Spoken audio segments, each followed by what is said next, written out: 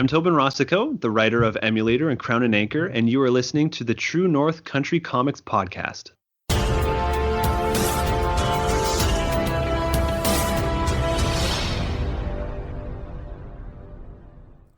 Welcome to the True North Country Comics podcast, dedicated to promote Canadian comic book creators and supporters. It's March 25th, 2021. I'm John Swinimer. If you want to drop me a line, you can contact me at john@truenorthcountrycomics.com. On this episode, I chat with Toben Racicot about Emulator. This podcast is available on Apple Podcasts and Google Podcasts, and it's also available on the True North Country Comics channel on YouTube. I invite you to like and subscribe. Toben is a writer and letterer from Ontario. He's worked on a variety of indie comics like Beastlands, Side Quest, Gimmick, and The Bite of Brenna Barlow. He studies role-playing games and collaborative world-building at the University of Waterloo. He grew up playing Super Nintendo and losing his eyesight playing Game Boy by the light of passing streetlights. His favorite games are Fire Emblem, Donkey Kong Country 2, and Diablo 2. His current project is Emulator, featuring art by Emiliana Pina and colors by Tankitha Joy. The storyline for Emulator is described as, video games divide a father and son, but when the game villain appears in their world, playtime's over, and the truth will be revealed. So, without further ado, here's my chat with Toben Racicot about Emulator. So, Toben Racicot, thank you very much for taking time to chat with me.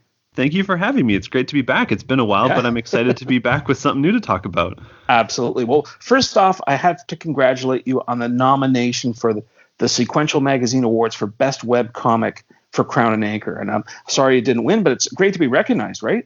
Yeah, it's always nice to have that recognition, especially since, it was around 2019 where things kind of dropped off for us. We started our family, and that took precedence over comics.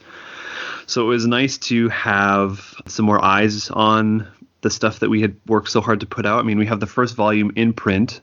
Alaire, my wife who illustrates it, is working on issue 8. So when we get to issue 10, we'll do the second volume. So that'll be coming hopefully later this year if we can keep up the schedule that we're working on. But it's an honor to be with such amazing other creators.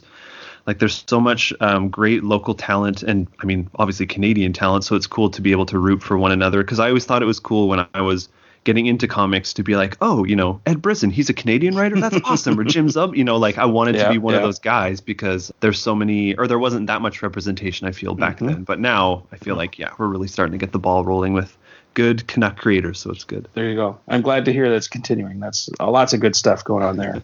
But we're here tonight to talk about your latest project called Emulator. So I wonder if you could tell me a bit, maybe briefly encapsulate what the story's about and maybe the origins of the project too. Sure.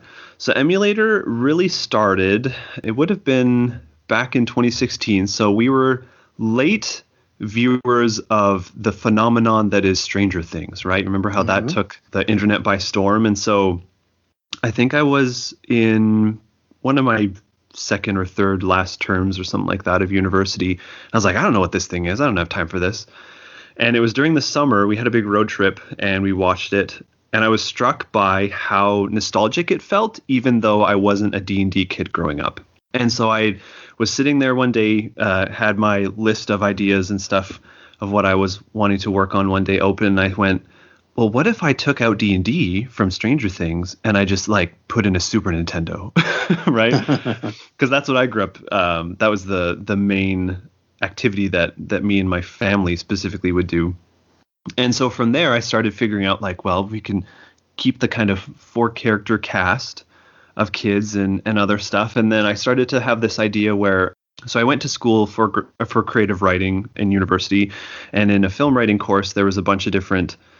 Essentially, there were genres, but it was more just kind of like classic terms. And one of them was a monster in the house story. And so I thought, what if it was something like that where, these kids are having a sleepover and they're up really late and there's tons of Slurpee containers and pizza boxes and stuff. And they're really close to finishing this game. And then something happens and the big boss comes to their world and then they have to deal with it there instead of being in the game. So that was the first scene. So if you look online and you see their preview images, that's literally the first scene that I started with was let's get him into the real world, and then we start to figure out what happens. That sounds very intriguing. That's for sure. Now, I'm curious to know, though, you mentioned a lot of nostalgic type things. That makes me wonder, who is the audience that you're creating this for? So primarily all of the comics that I try to make are things that I would want to go out and buy, which probably is the wrong way to do it because, it's not like, well, I guess on one hand, I am funding all of it regardless of who else buys it.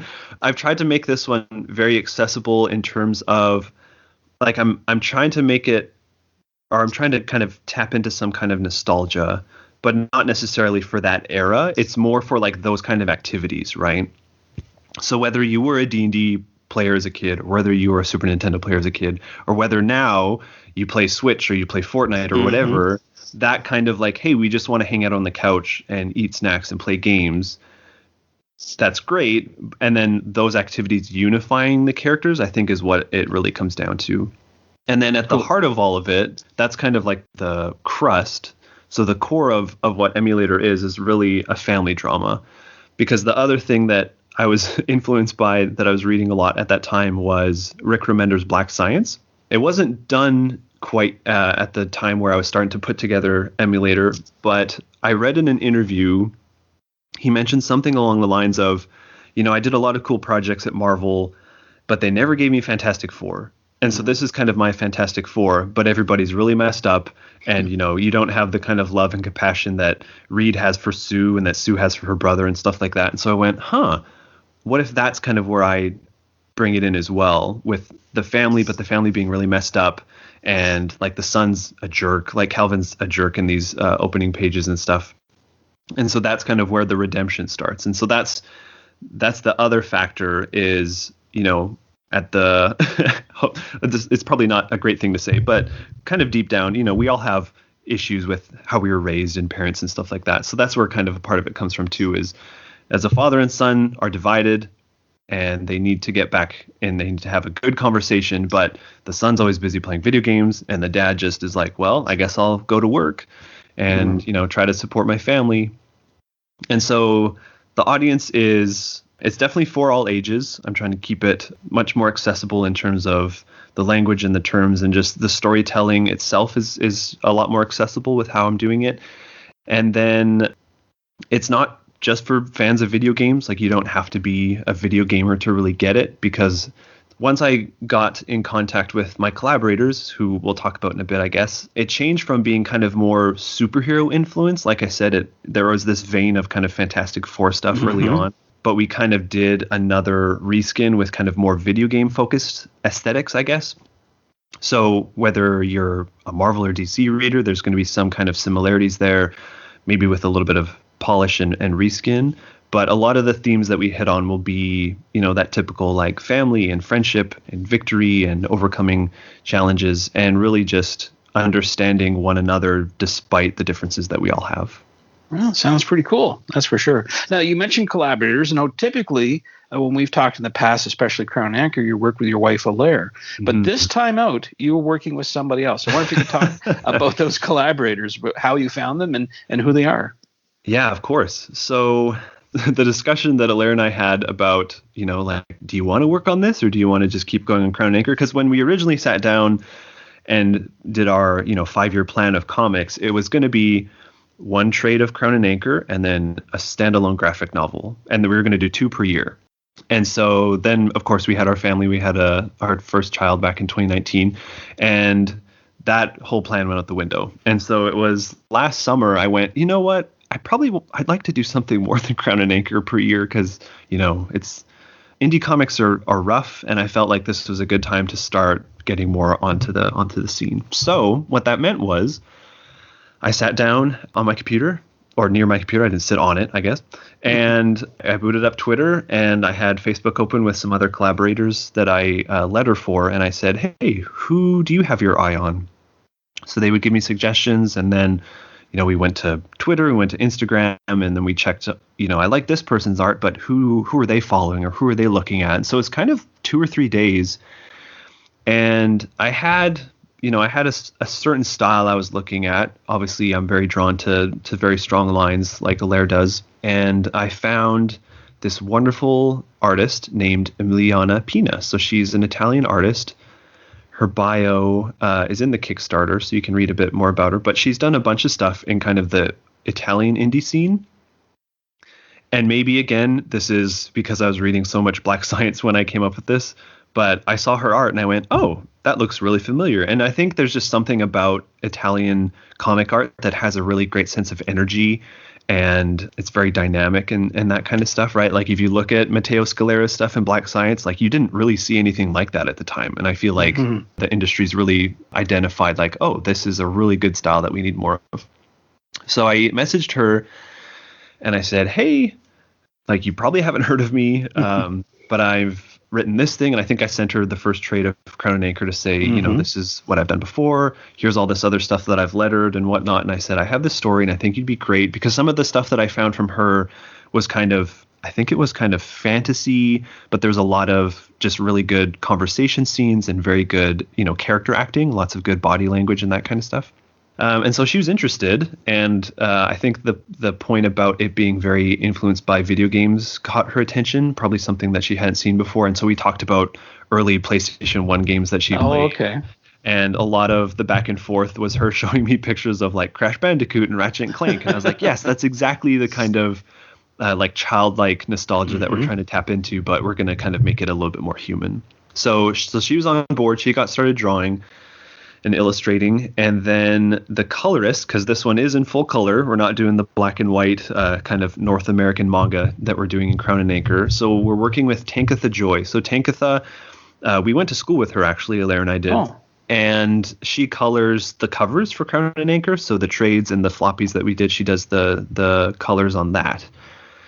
And so she was up for it, and the conversation with her was really good. It's exactly how I like to work, where I say, you know, I like this comic and this comic style, and I really don't know anything about color. It's something that I need to study more about, because I think I'm saying the term that encapsulates what I see in my head, but then she says something different, and I'm like, oh, that's the term for what is actually being said here? So it's funny, because I feel like that's how when I talk to people about lettering, they're like, oh, there's actually a term for that. And then I'm like, well, yeah, duh, obviously it's really basic. And then I have that same conversation about color. So I sent her specifically Birthright by Joshua Williamson and Andre Bresson, and I can't remember the person who colors it right now, Lucas somebody.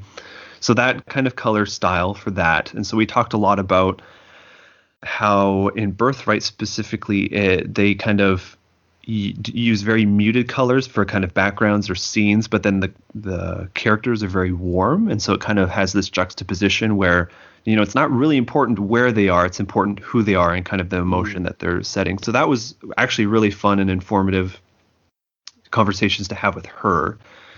And then I'm lettering it because I had this style in my head for it, and it saves a little bit of cash to hopefully create more issues and stuff. And I think it's just easier to do that. So it was a unique experience working with others beyond Alaire, because typically I script very loosely, because half the time Alaire and I are, you know, having dinner or in the car or something, and I'm saying, oh, for this scene, this is kind of what I had in my mind. So I don't have to script it because I can just tell her. Right. And so it was really fun to go back and look at the scripts that I had done for Emulator and go, whoa, I was really lazy. Like, is this all I'm saying in these things? And so I had to flesh out the scripts a lot. And then, of course, there was the fun language barrier that I had to navigate, which really wasn't as much of a problem as I thought it was going to be. I've worked with some other creators who it was a little bit trickier. They had to, you know, use Google Translate and stuff to communicate with their artists and whatnot. And at the end of the day, I really just said, and I say this with all of my creators, even with Alaire, is I'll say, this is what I script, but obviously this, like, I got you for a reason. And so you're going to do what you're going to do. And so it's fun to get pages back. And I think there's only one or two notes where I think one, for example, was she put in a sound effect and I was like, no, I'll take care of it. And then after I got colors back, I said, no, I'm just going to leave it without the you know, kaboom, because there's just so much more energy with the colors. So that's on page 4 when the TV kind of explodes. I was like, no, this is just beautiful, and the colors are really nice, and there's a good contrast. So I left that open. But so for the most part, I just said, you know, this page is good, keep going. This page is good, keep going.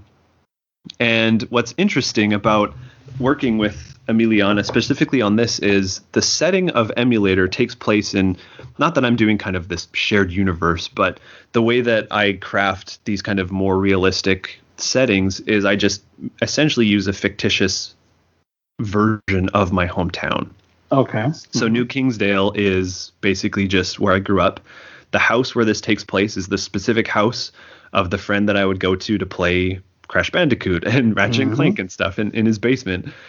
And so I did in Illustrator, I made a little blueprint and I said, this is like the living room and then his bedroom's behind it. And here's the staircase and all that stuff. And so that was fun to send over. But there's another character in it who Emiliana drew, who's actually a character on the police force from the very first webcomic that Hilaire and I made. Oh, and so okay. It was funny to see, I didn't give any character references. I just said his name and whatever. And so both of us were so anxious waiting to see how she drew this character.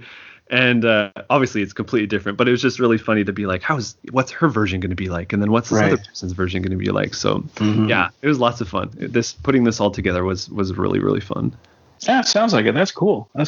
So the book is online now, but I'm wondering if you could tell people, what are the next steps? You've got, this is issue number 1. I presume there'll be number 2, but what's your process here? Right. So the plan is there's 5 issues. It'll be beginning, middle, and end with those 5.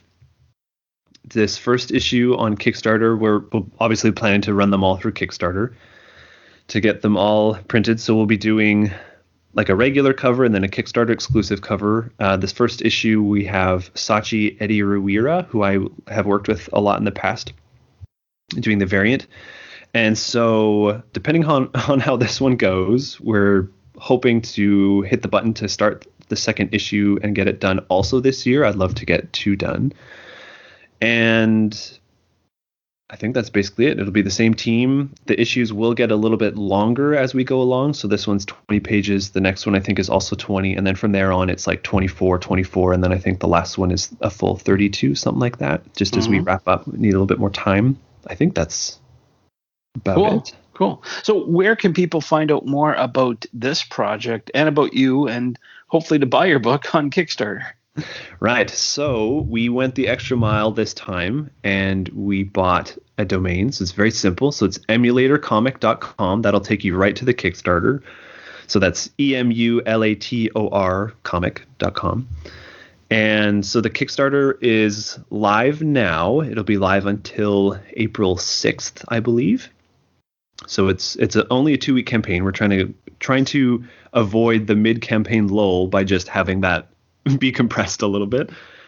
And then for finding what else is going on with my projects, you can go to racicot.art, so RACICOT.art, and there'll be links to like Hilaire's work, my other work. There's some other projects, samples of stuff that we've done. So Hilaire is drawing Crown and Anchor, but she's also working on Side Quest, which is a creator-owned book from Grant Stoy, who writes it, and so she draws it. I letter it, so that's fun to do. We've done some like read-alongs and whatnot to do promotion for that, so you can find links to that. And then if you're a Twitter fan, it's just at Toben Racicot. My Twitter's pretty boring though. I'm doing the thing. I don't know if you've seen this. What Jim Zub does it, but it's typically associated with Justin Jordan, where they track how many pages they write per day. Have you seen that on Twitter? I have not, no. So it's pretty cryptic if you don't know what it is, but essentially it's just like, okay, for example, today I wrote 3 pages, so I put 3 and then a dash and then the total of pages I've written all year.